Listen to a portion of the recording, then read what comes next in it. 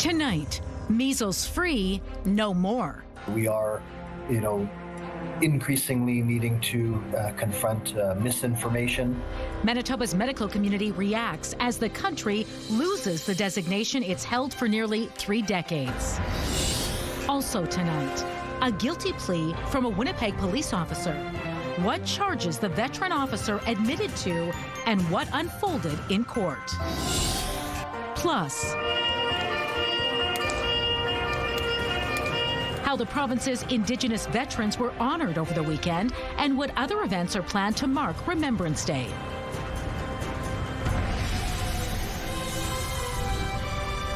CTV News. Live from downtown Winnipeg with Marilee Caruso.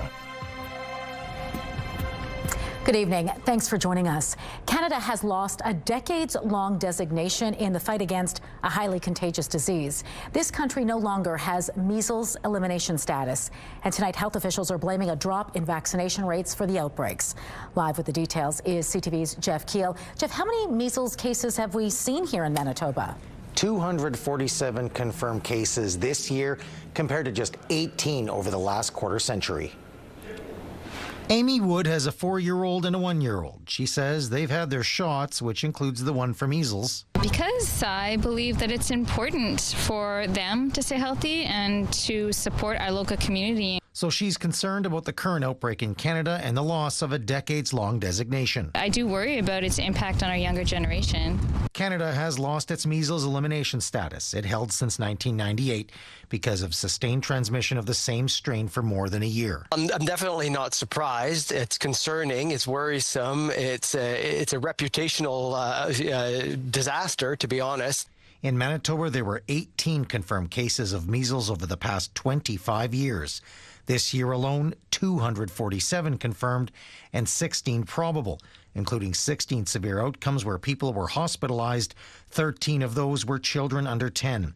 Dr. Brent Roosen, Manitoba's chief provincial public health officer, says measles is highly infectious, and while most people recover, there can be complications. We can see common complications such as ear infections, pneumonia, and pneumonia can be quite severe, and we can see severe neurologic complications from this and even death. Experts blame the outbreak on a drop in vaccination rates due to access issues during the pandemic, vaccine hesitancy, and misinformation. Definitely the pandemic played a role. A lot of anti-vax sentiment became much more forefront and discussed and wasn't supported by evidence. Dr. Roosen says transmission is occurring mainly in pockets where vaccine uptake is low, in particular the Southern Health region. We do a lot of messaging with measles, especially in the areas that we're concerned about, but we routinely are messaging about areas where there might have been an exposure. Yeah, numbers here in Manitoba also showed that 86.7% of cases, the majority of cases, were in people not immunized. Jeff, can Canada reclaim this measles elimination status? Yes, when transmission of the same strain is interrupted for at least 12 months. And when you look at the Manitoba numbers month by month, it appears that they could be trending down. And Dr. Roosen also points out that Ontario has declared their outbreak over, and he says we're 6 months behind them. All right, thanks for this, Jeff. Now, this all comes as the province warns of another potential measles exposure near Winkler. It affects the Outpost Grill at the Co-op Card Lock near the intersection of Highways 3 and 14. The province advises anyone who is there between 3:30 and 9 p.m. on October 25th and 26th to monitor for symptoms and to check their vaccination records. Winnipeg police need your help identifying a suspect connected to an assault in June on Main Street. Investigators found these images on video surveillance and need help identifying the individual shown. It comes after an 18-year-old man was seriously assaulted in a parking lot near the 400 block of Main Street around 2:30 in the morning on June 28th. The parking lot was near a nightclub, which was closing for the evening. Anyone who knows the identity or whereabouts of this person is asked to call the Major Crimes Unit or contact Crime Stoppers. A Winnipeg police officer has pled guilty to multiple allegations relating to corruption and illegal activity, and now he is expected to face time in prison. CTV's Taylor Brock joins us live with the details. Taylor, what do we know about the officer at the center of all this? Well, Marilee, the officer's name is Elston Bostock. The constable is a 22-year veteran of the service. On Friday, he pled guilty to several offenses. He admitted to getting traffic tickets voided in exchange for gifts, as well as sharing confidential police information. He also pled guilty to a troubling charge, indignity to human remains, and a warning to our viewers. Some of the details we're about to share may be disturbing. Bostock's guilty pleas come after an extensive police investigation dubbed Project Fiber. The investigation was launched last year. However, police discovered offenses going back much further. According to an agreed statement of facts filed in court, Bostock also admitted to sharing photos of a partially nude deceased woman he took while on shift on May 2021. In one instance, he texted a fellow officer a photo of the woman making lewd comments about her. The WPS also learned through its investigation Bostock had committed multiple criminal offenses between 2016 and 2024. This included making 22 attempts to void traffic tickets on behalf of associates of Bostock's that were involved in illicit activities. Court heard 12 of the tickets were successfully voided, the majority in exchange for liquor, cigars, and gift certificates. Bostock also shared personal information tied to the registration of vehicles. Taylor, do we know anything about his sentencing? Marilee, court heard that he will serve prison time, but the exact amount of time is to be determined at a tentative sentencing date that's set for January 13th. All right, thanks for this, Taylor. The city's newest Costco is getting ready to open its doors. The bulk retailer is holding a ribbon-cutting ceremony for the new location on Portage Avenue West, right near Assiniboia Downs, Thursday morning. The premier and mayor are both expected to make an appearance. It will officially open to the public at 7 a.m. That also means its former location on St. James Street will close temporarily starting Wednesday at 6 p.m. A Costco business center is planned to take its place sometime in the new year. All right, let's bring in Colleen Brady now and get a first look at your Skywatch evening forecast. It was a cool weekend. Yes. How's the work week shaping up? Well, we stayed below freezing throughout the weekend here in southern Manitoba. The good news is we're starting to warm up. Really, that's happening right now. Temperatures will be rising throughout the night in parts of the south and parts of the north, not everywhere. But once we get back up above freezing here in Winnipeg, we're going to stay that way throughout the week. And we'll see some actually pretty warm temperatures for mid-November as we go. So we'll take a look at that. Of course, we'll start off with the night ahead. We'll look at those rising temperatures and conditions for Remembrance Day if you're attending any services tomorrow morning, and then looking further ahead to Grey Cup Sunday and conditions for the big game here in Winnipeg. Let's take a look right now, though, first through the Bath Fitter Live Eye. Bath Fitter, your bath and shower experts for more than 40 years. In Winnipeg right now, it's still quite windy with those winds out of the south. They will ease up in the next few hours. It's -2 degrees, cloudy with the wind chill. It feels like -10. The pressure's falling, and the humidity right now, Marilee, is 76%. Thanks, Colleen. Bill 210, the Indigenous Veterans Day Act, passed early last week in the Legislative Assembly. The act officially recognizes November 8th as Indigenous Veterans Day. And over the weekend, several ceremonies were held here in Manitoba to recognize those sacrifices. CTV's Harrison Shin joins us live to tell us more about what happened. So, Harrison, tell us about these ceremonies. What took place? Marilee, the day started with the Manitoba Métis Federation commemorating the lives of Indigenous soldiers during its annual Indigenous Veterans Day ceremony on Saturday. The ceremony took place at a Royal Canadian Legion branch in Lac du Bonnet, about an hour northeast of Winnipeg. This year marks the fourth time the day has been marked, but it's the first to come after Bill 210 passed. Vice President of the MMF, Andrew Carrier, said the day does not draw attention away from Remembrance Day on November 11th. Instead, it allows us to acknowledge the experiences, achievements, sacrifices, and hardships that are unique to Indigenous veterans. Understanding that our veterans and their families face many hardships, and the soberness of the sacrifice our people have always found healing through community, song, dance, and food. The ceremony also premiered a short documentary of the Second World War veteran Sergeant Lawrence Laliberté to honor his legacy. Now here in Winnipeg, a new tradition was born to honor the Indigenous veterans. Ladies and gentlemen, The Indigenous Veterans of Manitoba hosted the first annual Indigenous Veterans Day powwow at Sergeant Tommy Prince Place in William White. Grand entry included the Eagle staff, Canadian and provincial flags, and members of the armed forces. Drummers played the honor song and flag song to pay tribute to fallen soldiers, a message that Gunner Ken Saunders echoed. To honor the veterans at a powwow, it's a celebration for what they did. And it gives them the honor and the respect that we want to give our warriors. We're not just celebrating and remembering the past, we're going to remember the future, and we're going to try to remember the future that's coming, the future veterans that are coming. The event also unveiled a new flag for the organization featuring sweetgrass around a poppy. Captain Angela Brast, co-chair of the organization, said the event is a way to connect with fallen ancestors. Brast added that the event is heart medicine for people honoring Indigenous veterans. Harrison, tomorrow is Remembrance Day. How can Manitobans pay their respects? There are many ceremonies to attend across Manitoba. In Portage la Prairie, Legion Branch 65 is holding its service at Stride Place Arena at 10:30 a.m. Now in Brandon, the Keystone Center will host a ceremony and doors will open at 10 a.m. Here in Winnipeg, Minto Armory is holding an event at 10:30 a.m. in front of the building on St. Matthews Avenue. For the full list of the ceremonies, go to our website, ctvnewswinnipeg.ca. All right, thanks for this, Harrison. People had a chance to find out more about their military heirlooms at a weekend event in East St. Paul. Sunday, the Manitoba chapter of the Military Collectors Club of Canada hosted an expo at Royal Canadian Legion 215. 3 experts were there to help people identify their heirlooms. Club members also put up displays of their collections, like military buttons and deactivated World War II weapons. Co-organizer Jamie Klein says they did it like an antique roadshow style so people could bring in their artifacts. It's important to put these artifacts on display so that we can remember the sacrifices that were put on by our soldiers during the wars.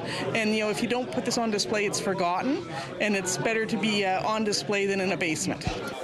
Some of the artifacts identified at the event were a bayonet found in Greece, which was identified as French by the experts, a standard issue flask, and a gas mask from the Second World War. More people are now eligible to use Manitoba's veteran license plate, including former RCMP officers and peace officers. Manitoba Public Insurance, along with the province and the Royal Canadian Legion, have expanded the eligibility criteria for the special plates. To get the veteran license plate in the past, you had to have 3 years of honorable service with the Canadian Armed Forces. Now, former members of the military, RCMP, peace officers in special duty areas, and wartime service in the Merchant Navy or Ferry Command can get one. Those who finished basic training with the Armed Forces and were honorably discharged can also get a plate. The special license plate is free for eligible recipients. The city is getting ready to revitalize Alexander Docks. It just issued a request for proposals for someone to oversee the partial demolition of the docks in South Point Douglas. The successful candidate will also be responsible to oversee the site as it's prepared for the overall redevelopment.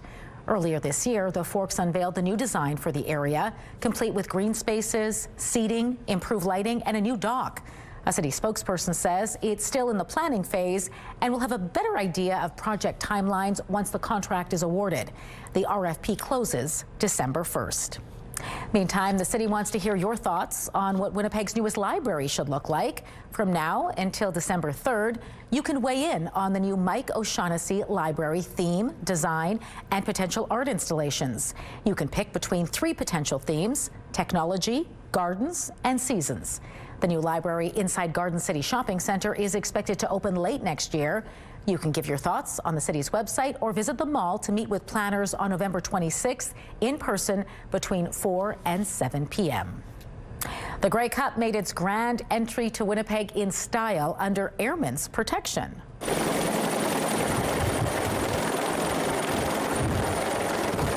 2 airmen of the Royal Canadian Air Force rappelled down to CN stage at the Forks with the cup inside a rucksack. A CH-146 helicopter from the 408th Tactical Helicopter Squadron from Edmonton escorted the cup, and it was a new experience for the CFL. Watching that Canadian Armed Forces helicopter hover over the ground here at the Forks and the Grey Cup rappelling down was something incredibly special. I've never seen anything like that before. I couldn't imagine a better way to kick off Grey Cup week. Let's have a great game on Sunday. Looking forward to stay safe, but enjoy yourselves. Now, as the keeper of the Cup, Jeff McWhinney explains the Cup's connection to the military actually goes back much, much farther. If we look into the back of the crown, you'll see a suspension year from 1916 to 1919. 4 years that were suspended because of the World War I. A lot of those guys are in Flanders Fields that are here, so in the wake, we're running up on November 11th. We started going into the 40s, and we had a guy by the name of Jeff Nicklin, 1935 and 39 Grey Cup champion. He was a lieutenant colonel, and that chronicled our World War II. We suspended from 42 to 43 and 44. The 112th Grey Cup is to be held this coming Sunday here in Winnipeg, with the Saskatchewan Roughriders taking on the Montreal Alouettes. It will be the 5th time Winnipeg hosts the Cup. The last time was in 2015. The longest government shutdown in U.S. history may be coming to an end. We will be voting on the final package in the very near future. How Republicans were able to secure enough Democrat votes to end the shutdown, and why the country isn't out of the woods just yet. That's next.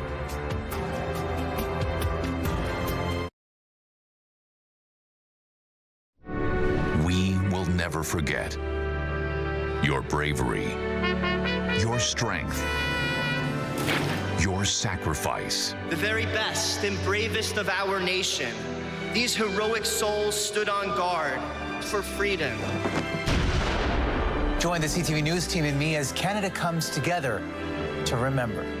Remembrance Day 2025, Tuesday morning at 10 Eastern, 7 Pacific on CTV. Taking a look at the markets tonight, crude oil is up 38 cents. The Canadian dollar gained 22 cents. Gold jumped $112. The TSX rose 404 points. The Dow Jones added 381 points, while the Nasdaq gained 522 points. The chief of a First Nation in Western Manitoba is charged tonight in connection to a historical sexual assault investigation. RCMP began investigating in May after receiving a report of an alleged sexual assault from 1984. The alleged female victim said she was 16 years old at the time. Mounties are not releasing her name or the community where the alleged assault happened to protect her privacy. As a result of the investigation, RCMP say 65-year-old Vincent Tacken was arrested and charged last Wednesday. Tacken is currently seeking re-election as chief of Sioux Valley Dakota Nation, located west of Brandon. Now, a reminder, these allegations have not yet been tested in court, and just a short time ago, Chief Tacken posted a statement to the First Nations official website in response to these allegations. In it, he says the charge comes as a complete shock, and he was not spoken to by RCMP. He says this is a politically motivated attack designed to interfere with the upcoming election. Canada Post has submitted its plan to Ottawa to transform its struggling business into what it hopes will be a financially sustainable postal service.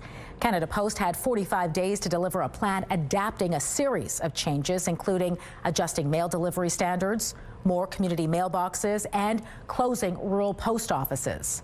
Canada Post says it's submitted its plan for profits to the federal government, but will not share details until Ottawa signs off on it. Canada Post CEO says the plan will modernize the post office while protecting the service. It comes as the Crown Corporation continues collective bargaining talks with its largest union. Postal workers are still on rotating strikes ahead of the holiday season. The Prime Minister is on the East Coast meeting with New Brunswick Premier Susan Holt and trying to sell his budget. Mark Carney announced the next major segment of projects will be revealed Thursday. CTV's Mike Locatour now on how Holt feels about it and what other provinces want from Ottawa. With this next round of major projects, the government will face even more pressure to please every province. And the Prime Minister was providing few hints as to where they will go. The next round of major projects is going to be announced later this week, on Thursday. Thursday. So we know when, but we don't know what will be announced in the second phase of the so-called nation-building projects. New Brunswick was left off the first list in September, but Premier Susan Holt is hopeful that won't happen this time. We've been working hard on a number of projects, and the announcement won't be the interties. It will be one of the other projects that we've been pushing for. The first round of projects to have federal support included LNG expansion in BC, a small modular reactor project in Ontario, expanded port facilities in Montreal, and 2 mines in Western Canada. Alberta Premier Danielle Smith is pushing for a bitumen pipeline to Tidewater to be on the next list. On her radio show this weekend, she said she's in discussions with the federal government. We've been going back and forth now daily on a memorandum of understanding, and I hope that we're able to iron out some of the differences that we have in time for Grey Cup or shortly after. BC's premier has pushed back on a pipeline running through his province, but Prime Minister Carney hasn't ruled one out, possibly dropping a hint last Friday. One of the things with don't worry. We're on the pipeline stuff. Danielle's on line 1. Don't worry, it's going to happen. But, well, something's going to happen. Let's put it that way. The Prime Minister's announcement will be in Prince Rupert, BC, perhaps an indication that province will see the approval of another major project. Mike Lecouteur, CTV News, Ottawa. Washington is a big step closer to ending the 6-week government shutdown after a small group of Democrats broke ranks to side with the Republicans. Sunday, the Senate passed a bill which would restore government funding at existing levels through January 30th. But it's not a done deal yet. Perry Russom reports from Washington.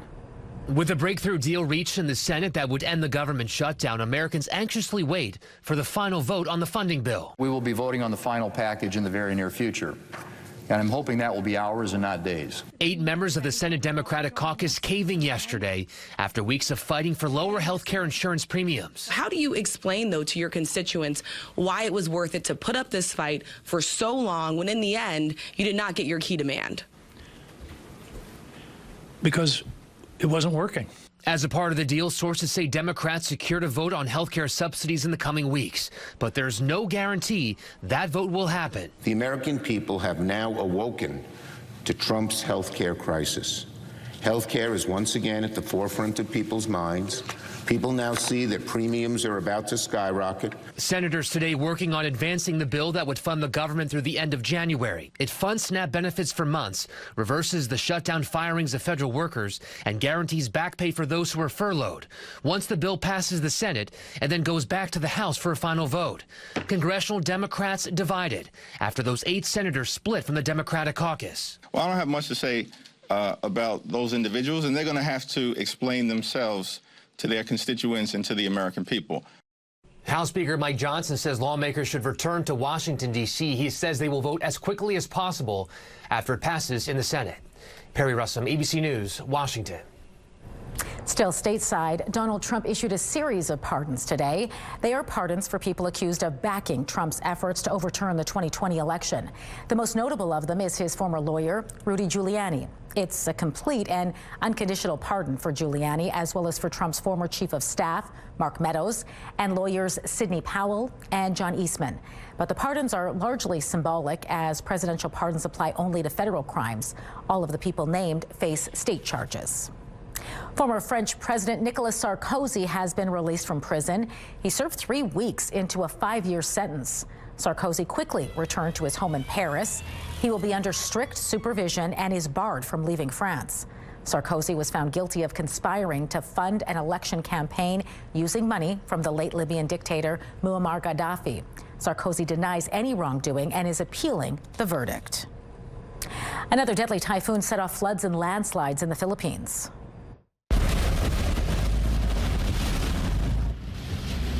Typhoon Fanwang came ashore with wind gusts of up to 230 kilometers per hour.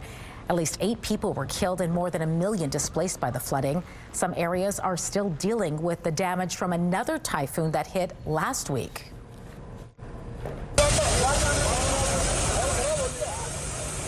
There was an explosion today near a landmark tourist attraction. It happened at the Red Fort in the Indian capital of New Delhi.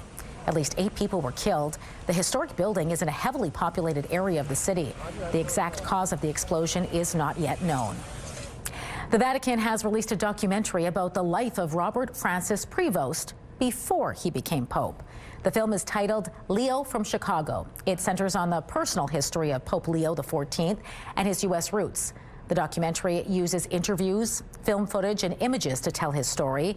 The in-depth interviews include Leo's brothers, Louis and John Prevost. The film is published in 3 languages, English, Italian, and Spanish. You can find it on the Vatican News YouTube channel. Just never forget. A simple message from those who served. Coming up, veterans in Winnipeg recall their service and reflect on what Remembrance Day means. Stay with us. And after a chilly couple of days here in Winnipeg, we're about to embark on a bit of a temperature roller coaster. Maybe that's a bit of an exaggeration, but check this out. Still well above normal when you get to 5 degrees. Wednesday, Thursday. Wednesday will be sunny, mix of sun and cloud on Thursday, but I think a big swing, well, going up to 10 degrees for mid-November. That's our forecast high on Friday under a mix of sun and cloud. Back down to a high of 4 on Saturday, a mix of sun and cloud. Grey Cup Sunday, an afternoon high temperature heading into the game of -1.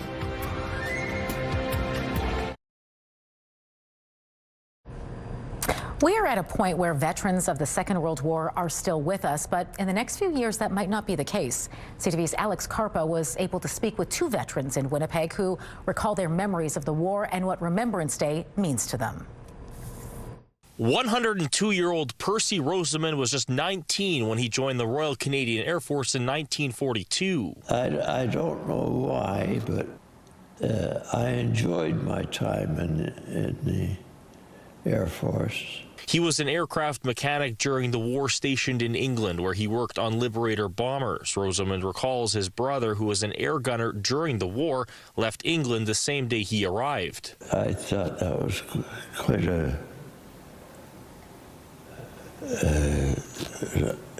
novel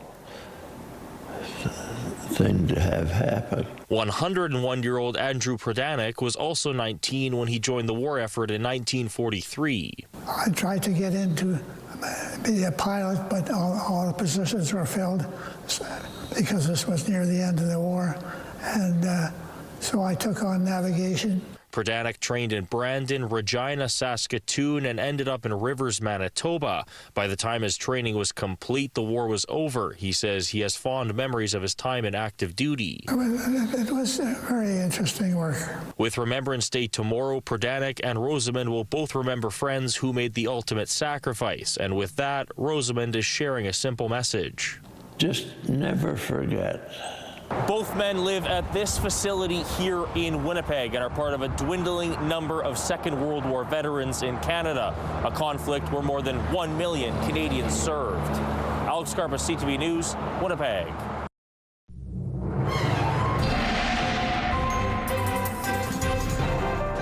CTV Skywatch weather brought to you by South Beach Casino and Resort. Visit southbeachcasino.ca.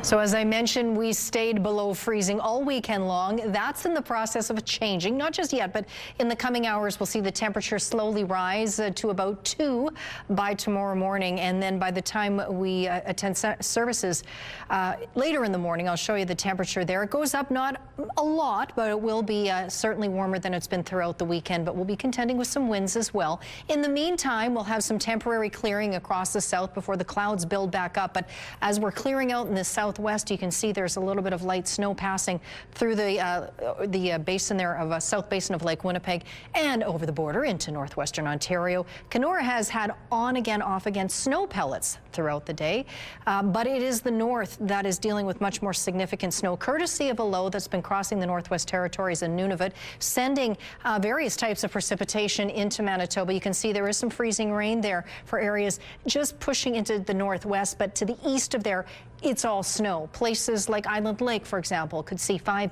even 10 centimeters of snow yet tonight. Gillam, Churchill also as much as 5 centimeters. But areas a little further south, you see that transition to more freezing rain, and that can come right into southeastern Manitoba overnight. So just be aware of that. The roads could be a little bit slick.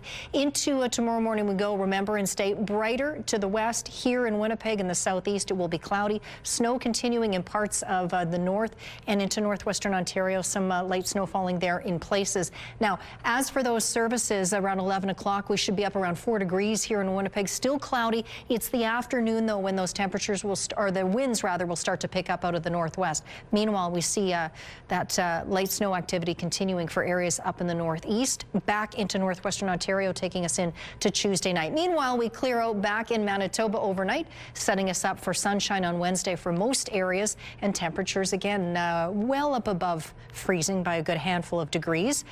Speaking of which, we should be getting up to about 2 by tomorrow morning. That's why you see the asterisk. Partly cloudy, winds out of the south at 40, gusting to 60 for the next couple of hours. Then the winds will diminish significantly. By tomorrow, though, coming out of the northwest at 20. Now, this is around 11 a.m. for the time many people will be out at the outdoor Remembrance Day services. There's a low chance of showers throughout the day. We hit a high of 5 degrees, and that's when those winds start to strengthen too. It's really early in the afternoon. Those northwest winds will really pick up. Here's that snow falling across the northeast into Thompson tonight.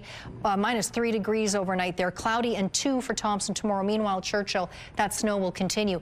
In the northwest tonight, varying amounts of cloud. Temperatures rising in many areas, all the way up to 5 degrees by tomorrow morning. In Flin Flon, cloudy there tomorrow. Norway House and Norway House Cree Nation up to 3 degrees with precipitation. More likely rain showers, getting up to 3 there. In the southwest tonight, a few clouds over Brandon and Neepawa, down to -2, -1 and 0 for Dauphin and Swan River respectively. Mix of sun and cloud across the southwest tomorrow. Above normal highs between 4 and 6 degrees. Winnipeg in the southeast tonight, varying amounts of cloud. Rising temperatures in some places, including Winnipeg and Steinbach. Dropping to the east, a few flurries there likely through Pinawa and Sprague into tomorrow. Highs around 4 degrees, and in northwestern Ontario, cloudy tonight with the chance of flurries or freezing drizzle, and that will continue in tomorrow as well with highs around 2 and 3 degrees. Our first weather photo is from Arlene's vantage point looking down onto the Assiniboine River. That was this morning, that rime ice that formed on the trees there. Beautiful, as is this stunning shot of the beautiful colors over Norway House for the sunrise there this morning from Bev. Send us your weather photos to Winnipeg Weather at ctv.ca. Scientists may have discovered a way to manage high cholesterol without pills or weekly shots. In fact, one procedure may help a person for life. We'll explain next in Medical Watch.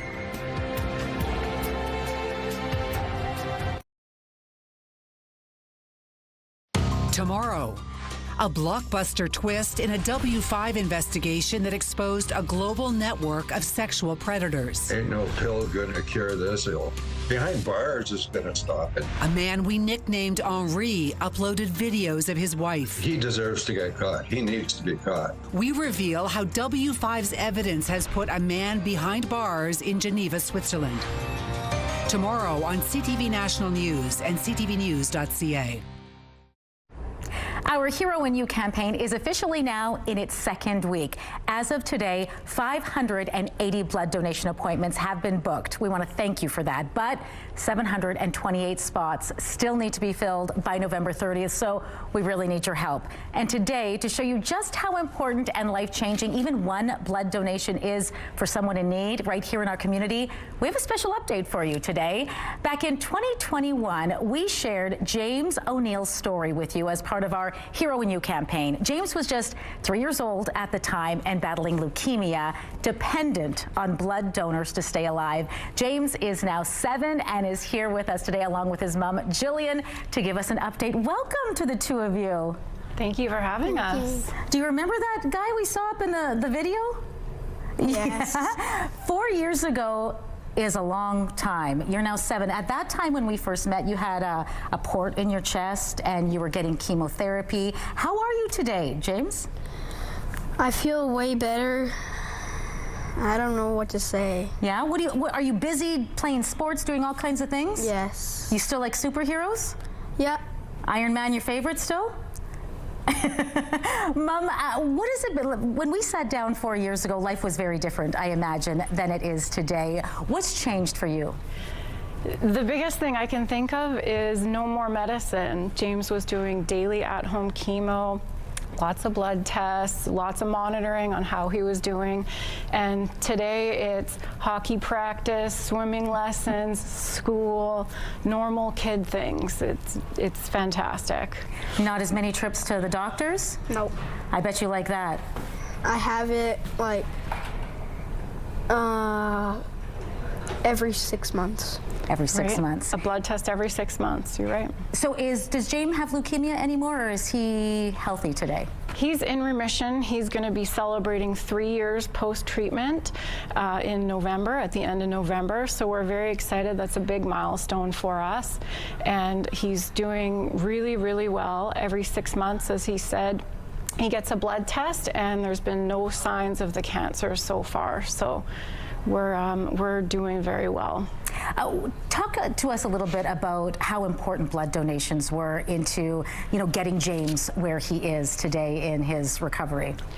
Blood donation was absolutely critical to James's treatment and to his journey.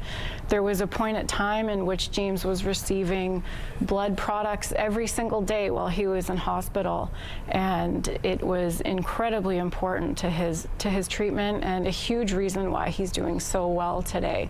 So we're incredibly grateful for the people who came and rolled up their sleeves to donate. I know a lot of people reached out to me, James, after seeing your story all those years ago, you in your Iron Man costume, fighting leukemia. A lot of them donated blood, thinking of you in mind. Any message to all those people out there that donated blood after seeing your story? Well, all I gotta say is thank you. Mom, I know you as a family have made it really important part of your life to give back to donating blood. Did you get a lot of feedback after the story aired of people wanting to help out? We're incredibly lucky. We have a really wide network of friends and family who have all gotten on board. A lot of people who have already been donating that came and donated with us as part of our blood drive, and a lot of people who came first time and decided to give it a whirl who are now regular blood donors. So it's been an incredible outpouring of love and support, and we're just very grateful for all of it. This month is all about helping kids like James out and others in the community. James you don't need blood anymore, right? You're all good, but others do. So what would you say to them watching right now, maybe not sure if they want to take part this month? Why should they take part? You never know when you or somebody very close to you that you loved very deeply is going to need blood.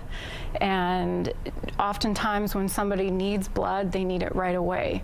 So it's very important for Canadian Blood Services to have a supply of blood on hand so that when someone like James comes to the hospital, he's able to get the blood products that he needs when he needs it. And so it's incredibly important, and it's really opened our eyes up to just how important it is. And so for anyone considering donating blood, it doesn't take a lot of time, but as you can see in James's case, it makes a huge impact to him and a lot of people who love him. Well, James, we're so happy to see you feeling so good. What are your plans for Christmas? You got anything on your wish list that you're asking for? Oh, tell me, what's the best item? I'm wishing for Santa a Nintendo Switch 2. A Nintendo Switch 2? Well, let's hope Santa's listening. Thank you so much for coming in. It was so nice to see you. You too. Thank you for having us. Thanks so much. Now, to take part in our Hero in You campaign, all you have to do is book an appointment to donate blood this month. You can do that online at blood.ca or over the phone by calling 1-888-2-DONATE. And make sure you take a selfie or a photo in front of the CTV Hero in You banner at Canadian Blood Services and share it with us either by email or on X using the hashtag CTVWPGHero.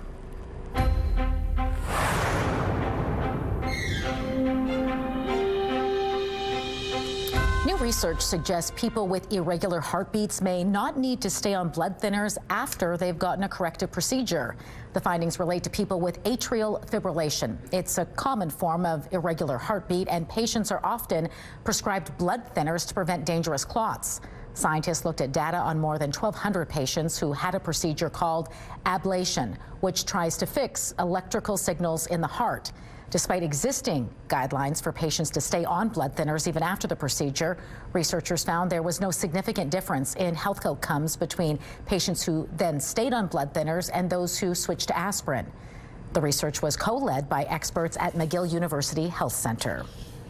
A new study is adding to the body of evidence drinking too much alcohol could put you at a higher risk of brain issues. According to a new study published in the journal Neurology, heavy alcohol use was associated with more severe brain bleeds or bleeding strokes and earlier long-term brain damage. Heavy alcohol use was defined as regularly consuming 3 or more drinks per day. People in that cohort also had brain bleeds, on average 11 years younger than those who drank less alcohol. Heart disease is the #1 killer of adults worldwide, and now scientists may have found a way to lower the risk. Researchers were able to turn off a specific gene in patients' liver and found it reduced the amount of low-density lipoprotein, or the bad cholesterol, in their bodies by half. They also found an average 55% reduction in triglycerides, a different type of fat in the blood which is linked to a higher risk of cardiovascular disease. Researchers hope the method could one day be used as a one-and-done procedure for those with hard-to-control cholesterol. Medical Watch is brought to you by Manukin Koster Denture Clinic. American woman, stay away from me. They're hitting the road as the Guess Who for the first time in decades, and they've got to stop in their old hometown. Those details when we return.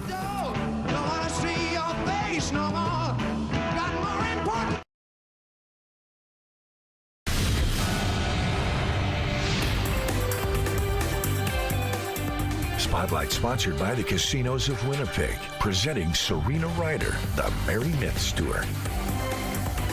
An iconic Winnipeg band featuring 2 rock legends is returning for a big performance here, and I think you can guess who they are.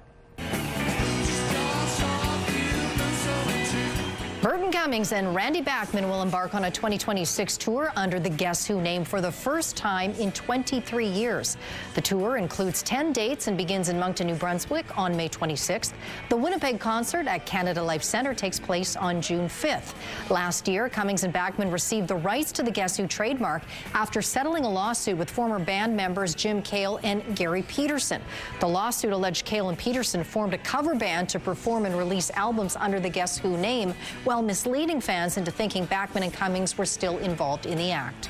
Speaking of music legends, a music superstar is also coming to Winnipeg. Bonnie Raitt will perform at Centennial Concert Hall next summer.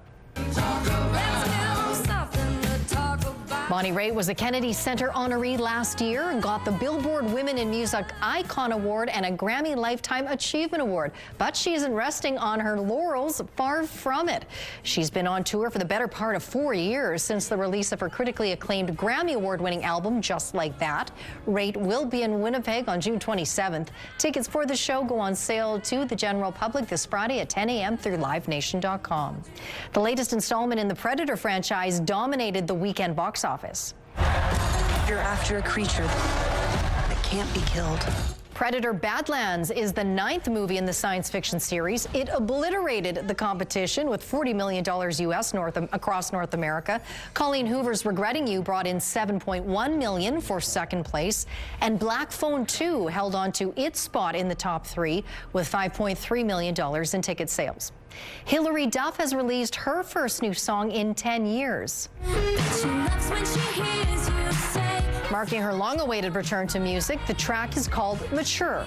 In a press release, Duff says the song reflects a conversation between her present and younger self. She released her last album in 2015 and says she always knew she would return to music, but needed time to grow and reflect. Your primetime lineup starts at 7 with St. Denis Medical and Stumble. The Voice is on at 8, followed by The Weakest Link and Tracker. It's all right here tonight on CTV. The CTV Primetime lineup is brought to you by Strictly Amish, exclusively in Arborg, Manitoba.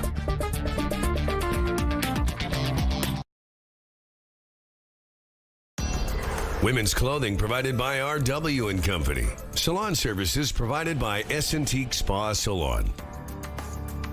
Well, tonight we'll actually see temperatures rising. They won't be shooting up quite high just yet, but they will be later on this week. Hint, hint, look to Friday. But first, up to 2 degrees by morning. And then again, if you're heading out to any Remembrance Day ceremonies for the 11 o'clock hour, we should be up around 4. There's a low chance of showers throughout the day. 5 degrees Wednesday, Thursday, 10, folks, on Friday. Thanks, Colleen. Self-driving cars are already working as cabs in several U.S. cities. They pick up passengers and drive them around with a human operating the vehicle. Soon something similar could happen on farmers' fields, all thanks to a robotic farm machine designed right here in Manitoba. Check this out. It is a prototype farm robot designed by Dr. Jay Wang and his team at the University of Manitoba's Robot Autonomy Lab. It's designed to think on its feet, or wheels in this case. Using artificial intelligence, the robot is able to handle the bumps, ruts, and surprises of real prairie fields, including fields which are now frozen. The soil is almost frozen, and we have the ice and snow on top of that. We have more slippery, but our AI model learn about the dynamics when it moves. So it's just keep the similar accuracy. More testing is still required in order to fine-tune it for future use, but local researchers hope one day it will help make farming more efficient, precise, and ultimately safer. Developed right here. That's right, Made-in-Manitoba technology. Yeah. Very cool. All right, that does it for us this evening. Have a good one. Temperatures warming up just in time a little bit for those outdoor ceremonies tomorrow, which is good news. Yeah. We'll see you back here tomorrow. Have a great evening.